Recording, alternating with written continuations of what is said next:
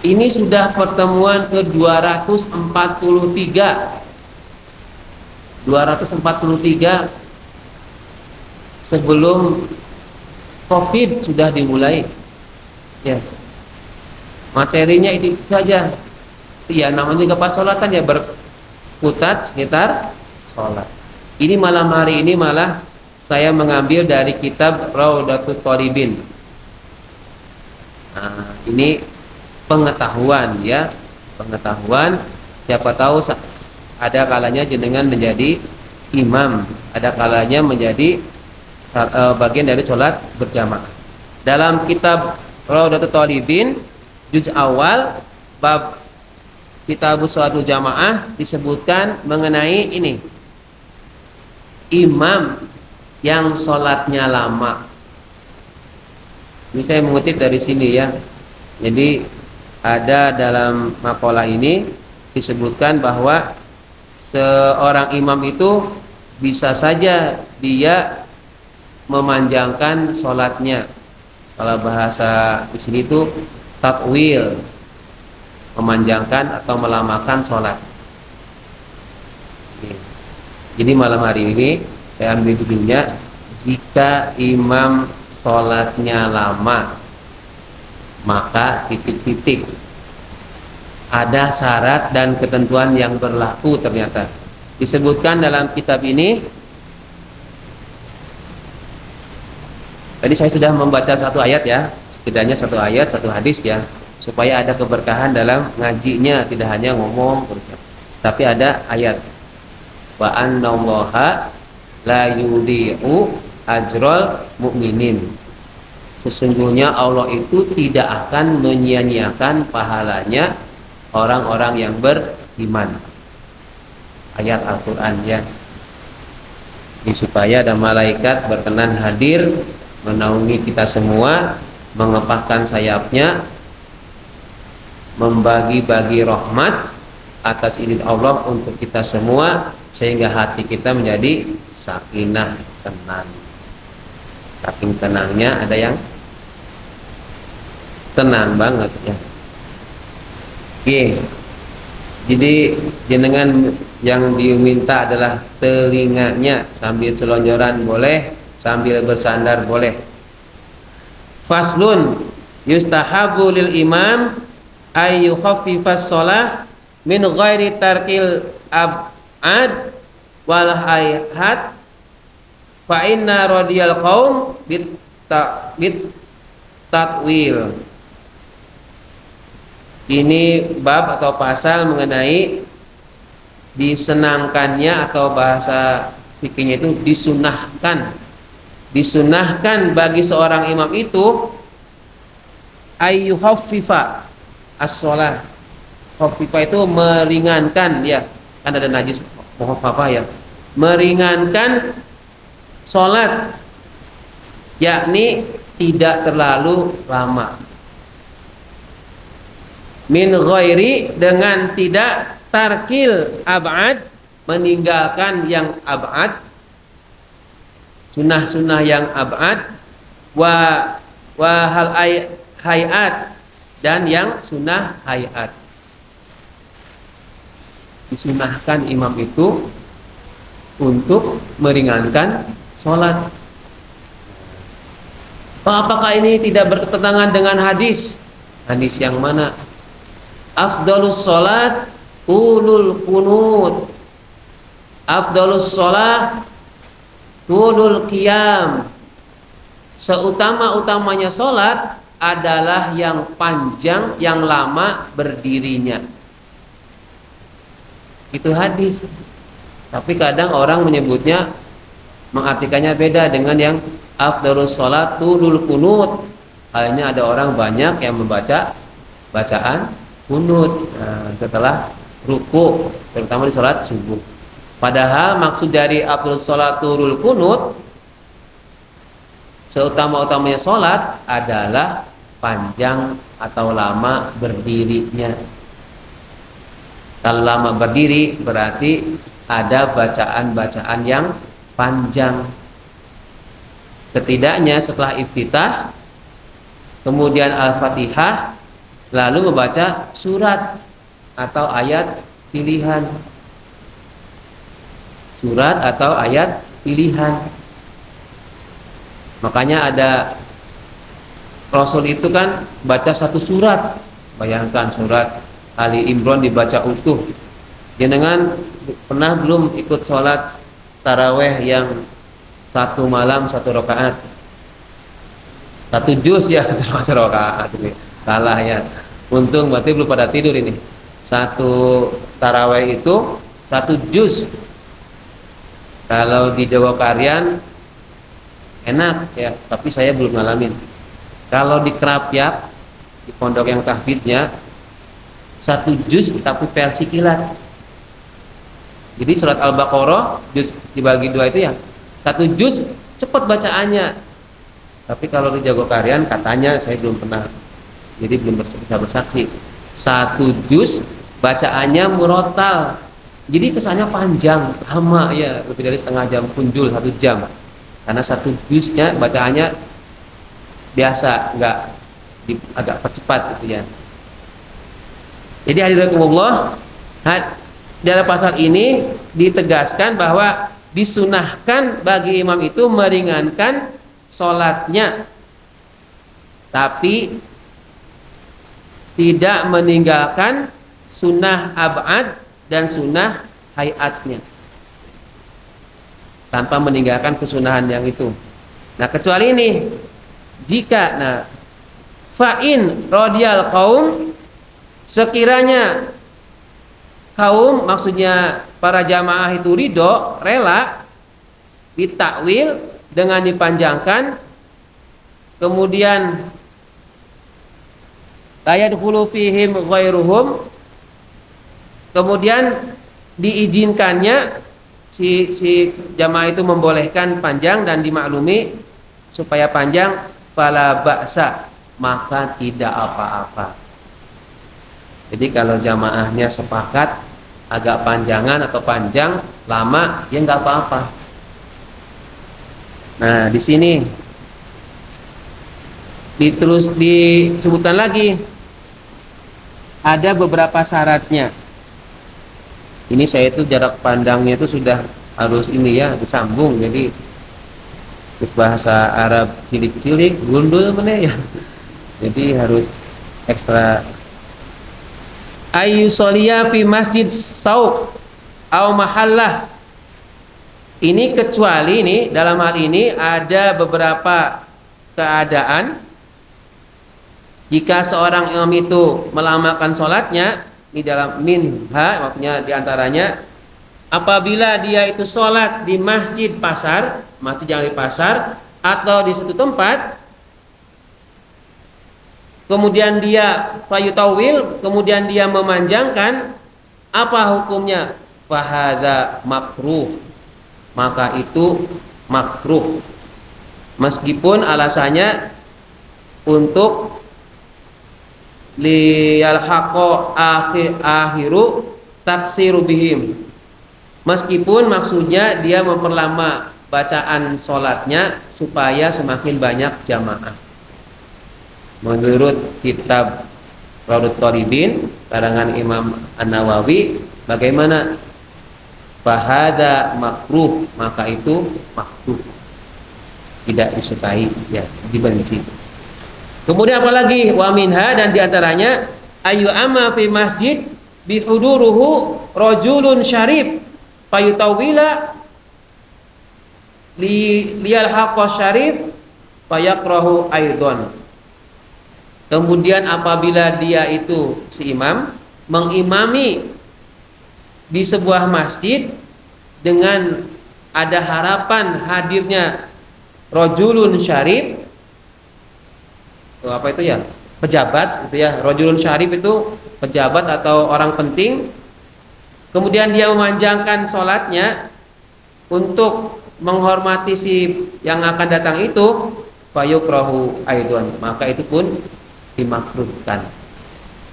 Misalnya saya di sini jadi imam sholat zuhur, mau ada misalnya bupati, itu udah wancine komat, bupatinya belum datang, masih OTW perjalanan, mungkin 2 menit lagi nyampe sini, kita tunggu aja, nggak usah, langsung aja berdiri.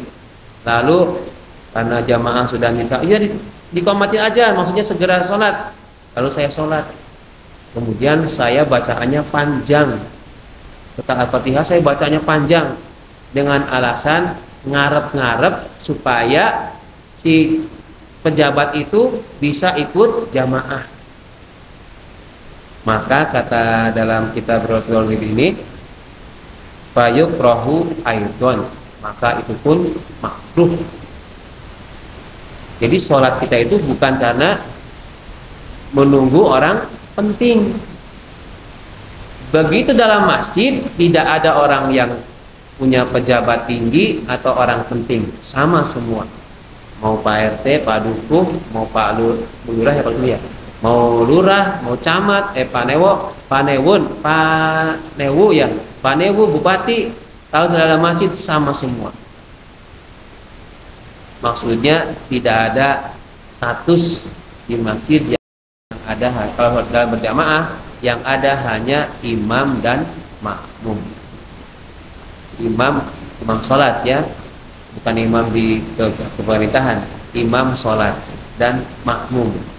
Makmum itu ya terserah, mau ada pejabat, ada yang bekerja di mana, ada yang karyawan, semuanya makmum karena sudah ada imam. Dalam sholat tidak boleh ada imam lebih dari satu, harus tunggal satu. Tidak bisa imam itu ada dua.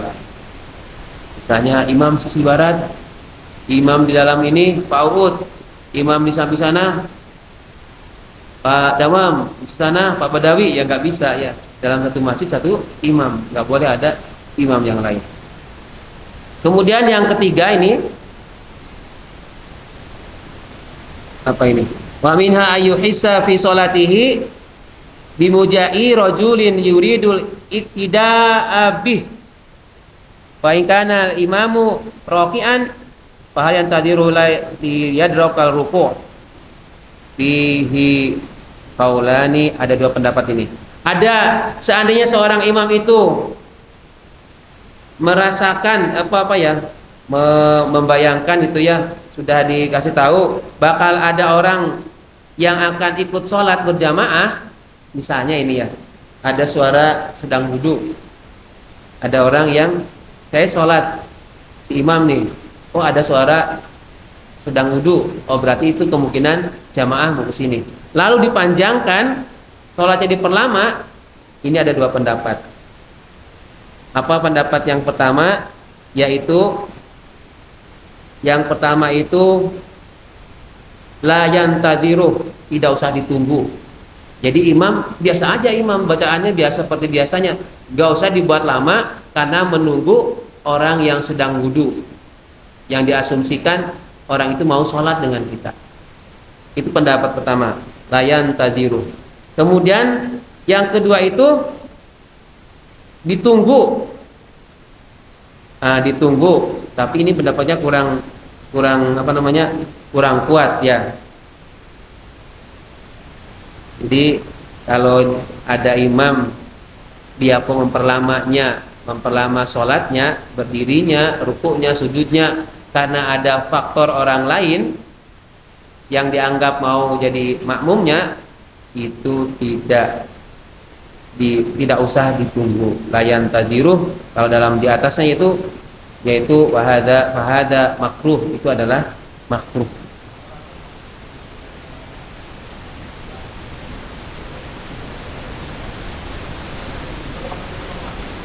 Oke.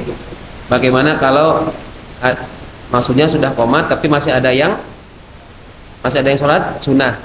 Maka yang sholat sunnah itu harus manut imam. Maksudnya kalau sebenarnya yang mempunyai kuasa itu adalah imam ya, bukan timer itu ya. Jadi tapi kita itu kan kadang imam itu malah lebih rendah dibandingkan itu ya. Itu sudah waktunya qomat, imamnya belum ada, jadi sudah dikomati. Kalau yang sesuai syariatnya itu adalah imam datang baru dikomati, atau imamnya beri kode komat, ikomah baru ikomah. Tapi kalau itu diterapkan mungkin akan ada protes jamaah. Ya.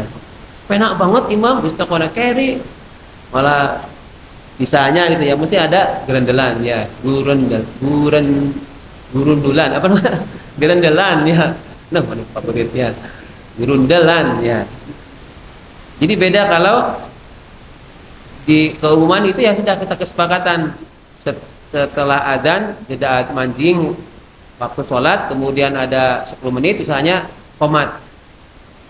Nah, si orang yang sholat sunnah begitu Allahu Akbar stop, apalagi sudah qad qamatis shalah, itu yang sholat sunnah stop, ditinggalkan, artinya segera dia berhenti, kemudian dibatalkan, kemudian mengikuti jamaah.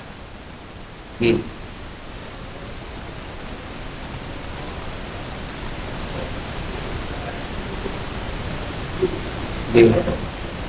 Nah, gitu. Oh, gitu. Imam. Ya tadi, kalau tadi ini kalau sudah sholat ya, ini kalau sebelum sholat ditunggu silahkan. Kalau sebelum dimulai sholat ditunggu itu malah bagus. Tapi jangan terlalu lama, kasihan yang sudah nunggu lama di sini ya. Itu kan kalau dalam kajian sholatnya para sahabat sampai pedangnya diluruskan gitu, biar saking pentingnya sholat berjamaah, barisannya atau sopnya itu lurus rapat. Sampai segitunya, saking pentingnya rapat barisan dalam sholat berjamaah lurus. Nah kalau ditunggu dulu bagaimana? Ya nggak apa-apa, ditunggu meskipun sudah qomat. Ya meskipun sudah qomat, tapi sewajarnya. Jangan sampai nunggunya cukup 1 rakaat ya, malah repot. Misalkan saya di sini nunggu, nanti ini, itu baru datang, motornya baru nyampe, saya tunggu. Ternyata dia ngobrol dulu, repot malah kan? Malah dia ngobrol dulu, terus wudhu, kan repot. Jadi setidaknya ada sop awal dan sop kedua, itu sop awal ini sudah rapi, baris, sudah dimulai. Ideanya memang menunggu sopnya tertib, rapi, lurus. Makanya ada sawu sufu vakum, itu diluruskan. Cuma kasihan nanti yang di sini ya, Pak siapa? Yang sudah duluan ini, Pak Mukhlas, Pak yang pokoknya yang spesialis itu. Pak dari sini 3 orang ini kan sudah edisi spesial semua batu ya. Sudah nunggu lama, yang lainnya malah santai-santai. Sama seperti kalau saya mengimami sholat berjamaah di sekolah. Kalau saya nunggu anak tertib, sampai rampung sholat itu sudah selesai, anak belum tertib. Maka strateginya tetap kesunahannya silah. Ayo adik-adik buat barisan lurus rapat. Sewajarnya aja, terus sawu sufakum fi sholah. Dah. Begitu kita Allahu Akbar, tadinya sebelumnya masih rame. Tapi kita Allahu Akbar, anak sudah mulai agak pelan. Kemudian begitu kita baca Al-Fatihah atau setelah Al-Fatihah baru benar-benar hening anak-anak. Apalagi kita mau ruku. Itu kalau anak-anak. Makanya wajar ada orang yang takjub dengan perintahnya orang Islam. Begitu komando imam Allahu Akbar, ikut semua. Semua aktivitas stop. Ya. Saking hebatnya kekuatan takbiratul ihram dalam sholat, semua orang akan berhenti kemudian mengikuti sholat, tidak dengan teriak-teriak, ayo, enggak usah, langsung komando Allahu Akbar, langsung menyiapkan segera untuk buat barisan, diluruskan, dirapatkan, kemudian takbir. Anggota.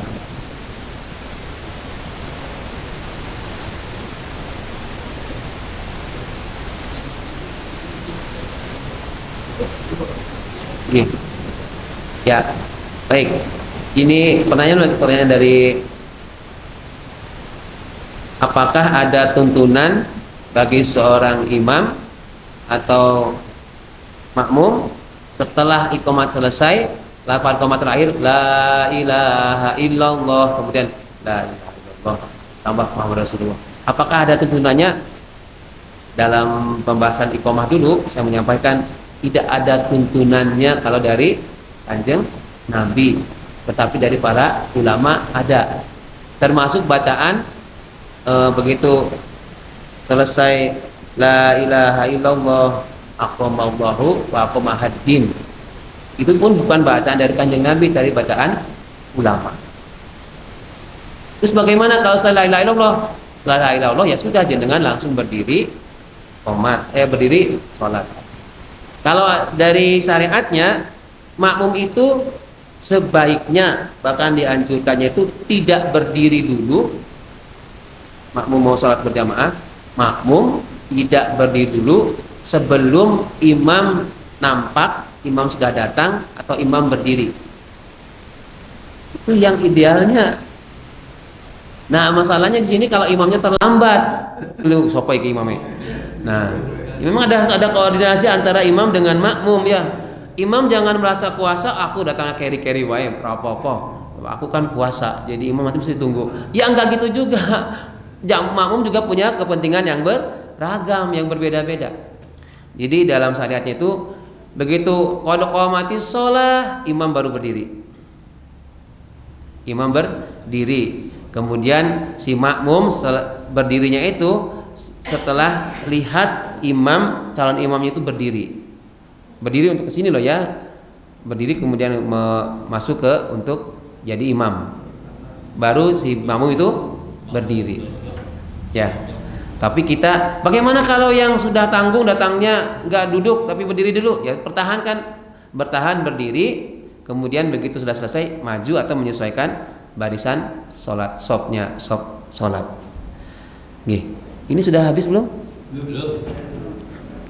Saya kademen ini Bapak. Pengen selanjutan. Ada pertanyaan? Kalau ini saya cukup aja ya.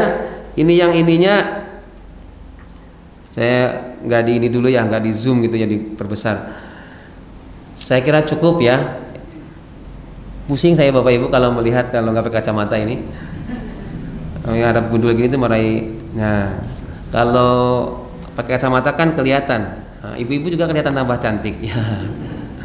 Bagi suaminya ya. Itu kemarin yang disampaikan kemarin masalah sholat mayit ya. Ya. Sholat jenazah itu sebaiknya dijelaskan secara detailnya. Doa-doanya bagaimana, tata caranya gimana. Kemarin kan baru minta sekilas aja. Ya, terima kasih.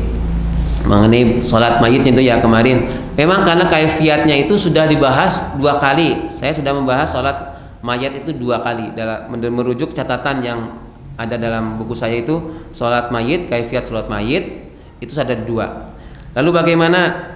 Jadi ini saya menyinggung ke ini ya, ke tahdih dulu ya. Dalam tahdih Muhammadiyah itu sendiri itu ada 2 pendapat di dalam tahdihnya. Jadi setelah Allahu Akbar, Al-Fatihah, Allahu Akbar, kemudian sholawat, Allahu Akbar. Nah, yang pertama langsung doa. Jadi setelah takbir ketiga doa langsung sampai selesai.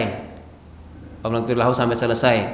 Kemudian Allahu Akbar, takbir keempat, Assalamualaikum, Assalamualaikum. Itu versi yang pertama. Kemudian versi yang keduanya Allahu Akbar, Allahu Akbar Al-Fatihah, yang kedua Allahu Akbar sholawat, yang takbir yang ketiga Allahu Akbar lahu, kemudian yang takbir yang keempat Allahumma la tahrimna. Ajrahu sampai selesai. Itu jadi mana yang dipakai? Dua-duanya boleh, silahkan dipakai. Itu ada pembahasan khusus di himpunan putusan tarjih mengenai bab itu dari majelis tarjihnya wilayah masing-masing. Ini juga ini penting, agak sensitif ini takutnya ya. Kalau berdoa dalam sholat mayit, Allahumma lahu warhamhu, gitu kan? Itu kalau karena si mayitnya laki-laki.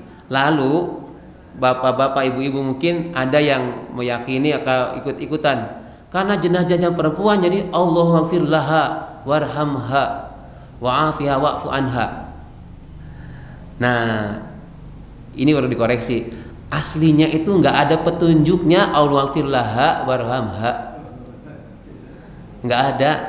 Karena disebut mayit itu ya laki-laki perempuan mayit, nggak ada mayitah. Ayat marid muzakkar muannas, pokoknya itu sudah Allah firlahu. Hu-nya itu menunjukkan mayit, mau mayit laki-laki perempuan ya sama itu. Jadi bacaannya Allah maghfirlahu, misalkan diprotes, "Mas, itu tuh mayitnya perempuan, Allah firlaha." Ya bener, Allah firlahu yang bener itu. Tapi kita itu mungkin karena saking pintarnya ada domir itu laki perempuan, jadi Allah maghfirlaha warhamha. Mirip seperti Rabbij'alni muqimas shalah wa min dzurriyyati rabbana wa taqabbal du'a. Karena ini adalah doanya untuk bersama-sama. Rabbij'alna muqimas shalah. Misalnya begitu kan. Nah, kalau mau baca memang mau berdoa seperti itu silahkan. Tapi kalau ayat mau doa sesuai dengan ayat Al-Qur'annya, Rabbij'alni muqimas shalah wa min dzurriyyati rabbana wa taqabbal du'a. Bukan Rabbij'alna muqimas shalah wa min dzurriyyatina waj'alna apa? Waj'alna Rabbij'alni muqimas shalah wa min dzurriyyati rabbana wa taqabbal du'a. Jadi kadang domirnya itu dibuat-buat oleh kita. Tolong besok dibikinkan catatan habis masuk aja. Belum ada yang tahu. Oke, ya itu agak sensitif. Jadi saya itu harus pelan-pelan ya, nggak disaklek dirubah nanti malah repot. Pak Oki ada-ada aja.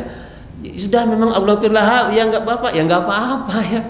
Karena dia doa. Cuman kalau Allah firlahu ada pahala mengikuti sunnah. Ya.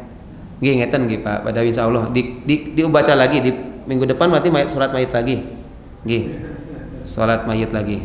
Tapi jangan ada yang daftar jadi mayit dulu ya. Kalau daftar tidak sengaja datang. Karena itu adalah urusannya Allah ya. Nggih, baik mari kita saya kademen pemirsa. Mari kita akhiri dengan bersama-sama membaca doa kafaratul majlis. A'udzu billahi minasyaitonir rajim. Bismillahirrahmanirrahim. Subhanakallahumma wa bihamdika asyhadu an la ilaha illa anta astaghfiruka wa atubu ilaik. Alhamdulillahi rabbil alamin. Assalamualaikum warahmatullahi wabarakatuh.